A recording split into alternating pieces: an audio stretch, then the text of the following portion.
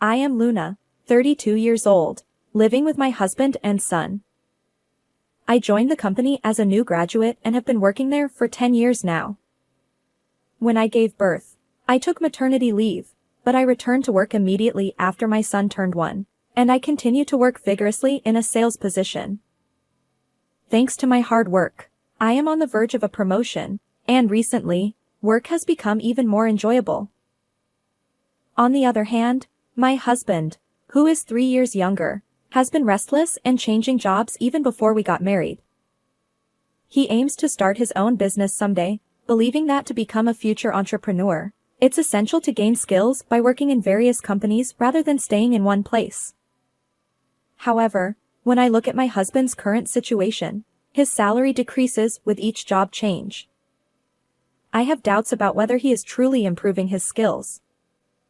Despite that, I felt it was my responsibility to support our household while encouraging my husband's dreams. I wanted to believe in his potential. However, my husband betrayed me. He used an unthinkable method to trap me. During the first couple of years of our marriage, my husband and I got along well. Our life wasn't easy due to his unstable job, but spending time with my husband dreaming about building our own home and traveling abroad was enjoyable. However, things changed after I gave birth to our son. My husband became noticeably cold towards me. Looking back, perhaps he hadn't changed much himself.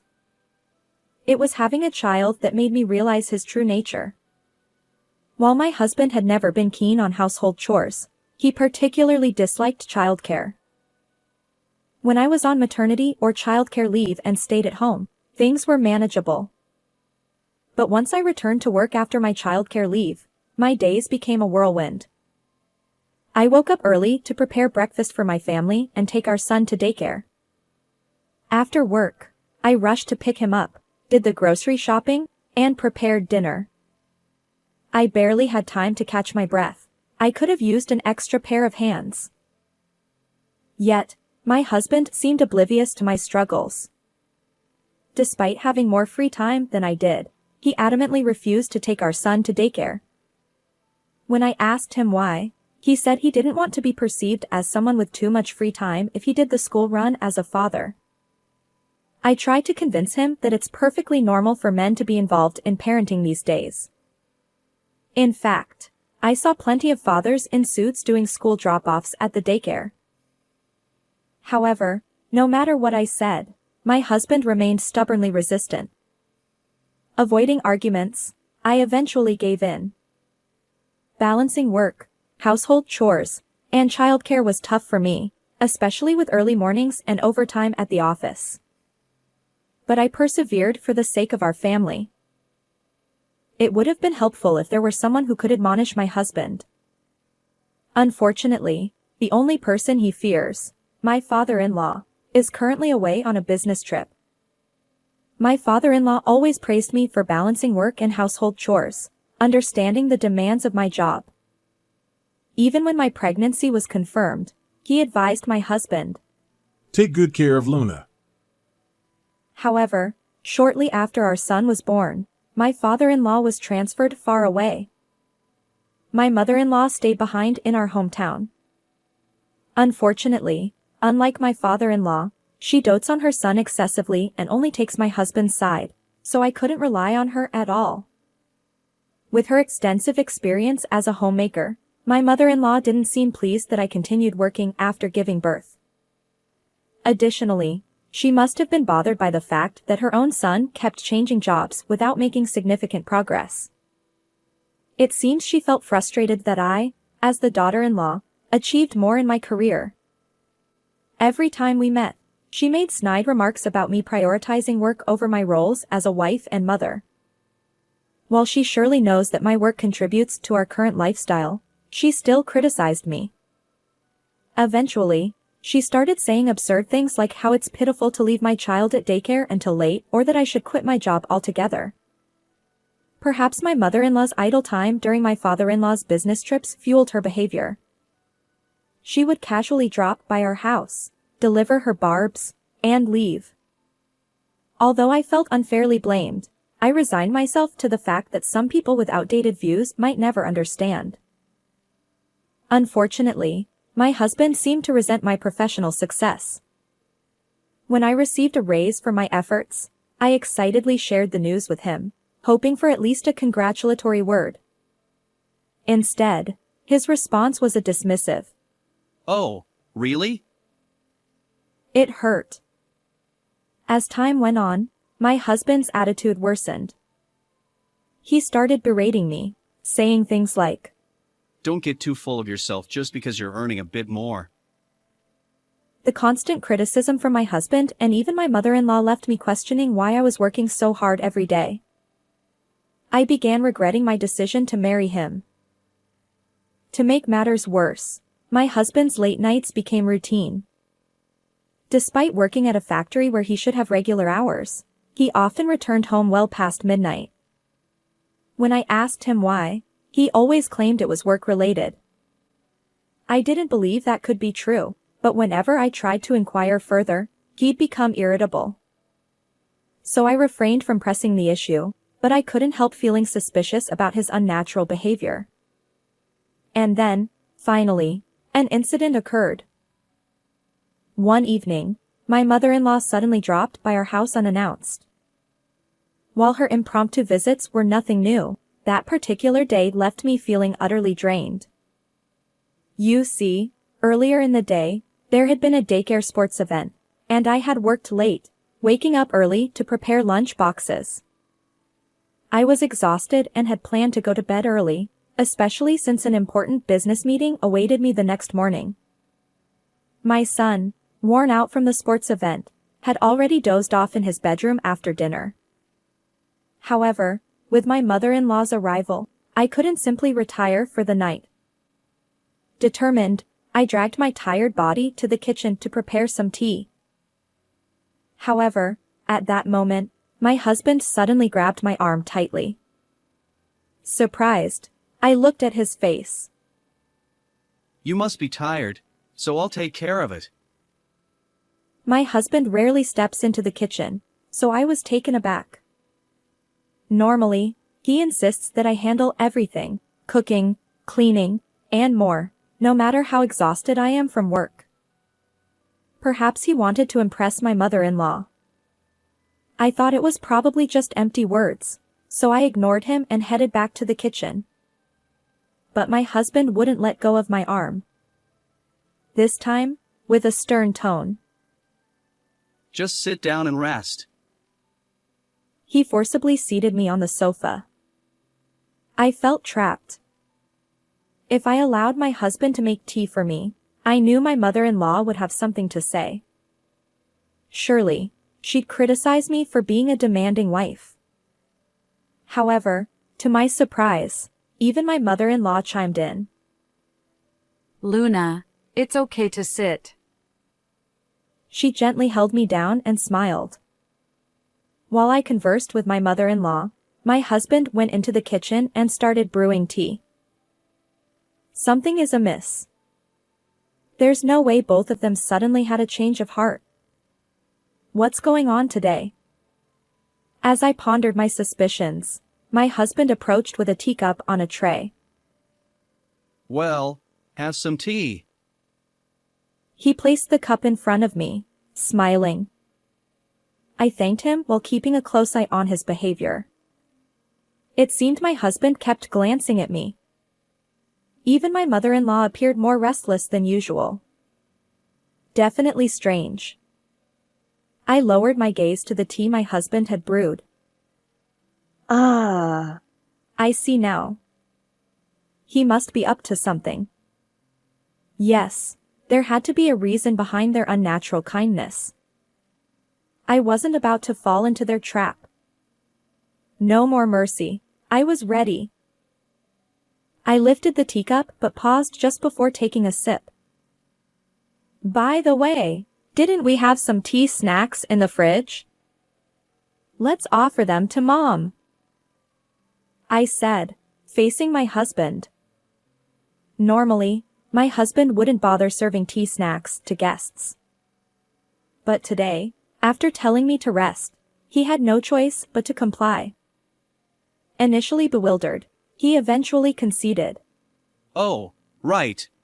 He headed back to the kitchen to fetch the treats. My mother-in-law followed suit, saying, Oh dear. Thanks. I seized the opportunity. As my husband returned with the tea snacks, I finally took a sip from the teacup. My mother-in-law, sitting next to me, also began sipping her tea. We engaged in light conversation for a while, showing my son's sports day videos to my mother-in-law. However, both my husband and mother-in-law continued to stare at me unnaturally. Despite feeling their sharp gazes, I calmly finished my tea. Observing my composure, my husband tilted his head in confusion. Just when I thought everything would proceed without incident, a sudden change occurred. My mother-in-law's complexion darkened, and she furrowed her brow. Then, she clutched her stomach and rushed out of the living room with surprising speed. Her destination? The bathroom, of course. I had suspected something was amiss, and now it seemed my intuition was correct. Glancing at my husband, his eyes remain wide open, and he looks utterly bewildered. Then, in an instant, he shoots me a piercing glare and hurries to follow my mother-in-law. As he pounds on the bathroom door, he calls out, Mom, are you okay? From inside the bathroom, my mother-in-law emitted pained groans, though I couldn't quite make out her words. Well, I could imagine the situation fairly well. A few minutes later, my husband returned to the living room, leaving my mother-in-law in the bathroom. His face had turned pale, and he nervously bit his lip. I addressed him. You know, it seems you put something quite suspicious in my tea. His eyes widened, and he exclaimed, So it was you after all. I chuckled and replied, No. It was you, wasn't it? Since the tea you served me seemed incredibly dubious, I discreetly swapped it with your mom's. My husband spat out. You're a terrible wife. Suspecting me. I couldn't help but burst into laughter. Well, who's worse, really? I retorted. You probably spiked it with laxatives or something. The strange powder clinging to the rim and inside of the teacup gave it away. Indeed, there was a faint white powdery substance on the cup. If my husband were someone who regularly brewed tea, I might not have been suspicious. But he never did any household chores, and my mother-in-law believed it was only natural to boss me around. The fact that both of them went out of their way to make me rest was highly unlikely. So, I had been carefully observing my husband's actions and the tea he served. My husband's ill-conceived plot was exposed, and he confessed everything. However, the motive behind his attempt to spike my drink with a laxative was so trivial that it left me utterly bewildered. Apparently, upon learning that I had an important business meeting the next day, he conspired with my mother-in-law to sabotage my work. If their plan had succeeded, I would have either cancelled the meeting due to illness or found myself repeatedly rushing to the bathroom during negotiations with our client. Such a situation could have negatively impacted my professional reputation at the company. Yet, tampering with someone's beverage is undeniably a criminal act.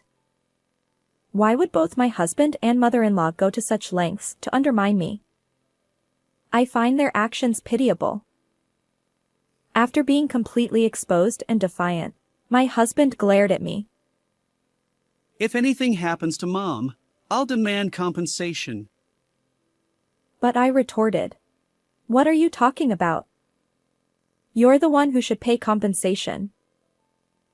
I chuckled and added, I know you've been cheating all along. His expression froze in an instant.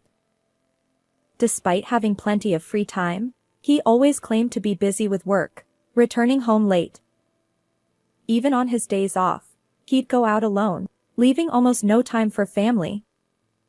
When he was home, he'd be glued to his smartphone.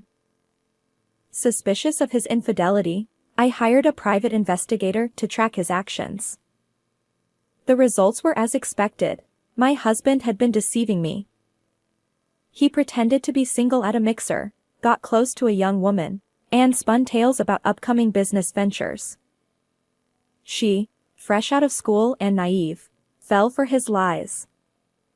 Later, my husband tried to justify it, claiming that dating a younger woman boosted his confidence. I could almost picture him puffing up, bragging about his future as a CEO.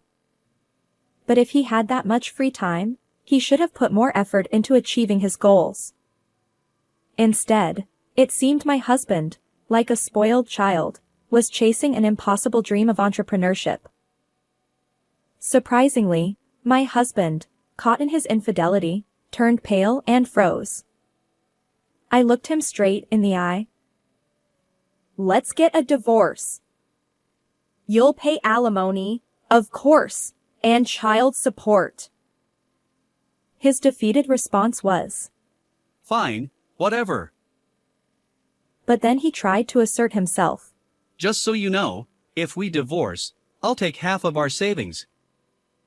I know you've been secretly hoarding money. I chuckled and sighed. You won't get a share of my assets. Most of the remaining savings are from when I was single. The pre-marriage savings aren't subject to division. He retorted. What? That can't be true. Besides, you've been earning lately. I decided to enlighten him. The recent earnings have mostly gone toward living expenses since you contribute very little. His face fell. Then I added, by the way, every piece of furniture and every appliance in this house was bought with my money. So don't even think about taking them when you leave. This house is in my name, so please gather your belongings and leave. As my mother-in-law emerged from the bathroom looking defeated, I told her, I'll be informing your husband about this.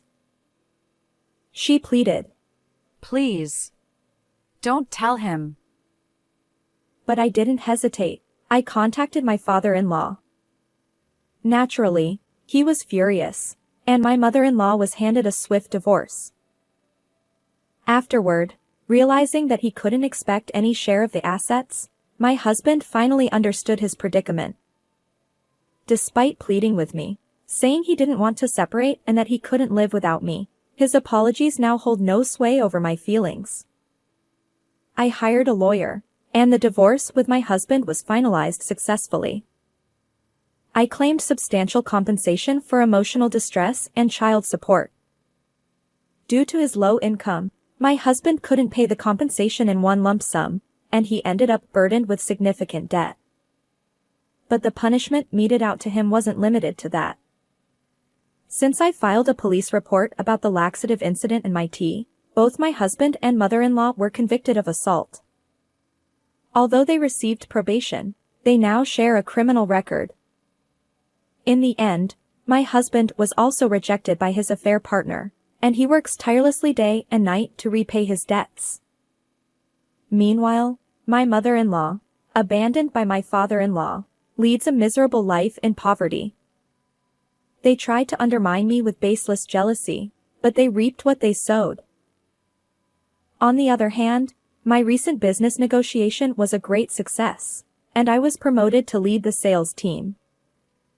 I moved out of the apartment I shared with my husband and rented a new condominium. Now, my son and I live happily together. Although my first marriage ended in failure, I'll continue working diligently and ensure my happiness. Farewell, everyone. How did you find this story? Please consider subscribing to the channel. Until next time, take care.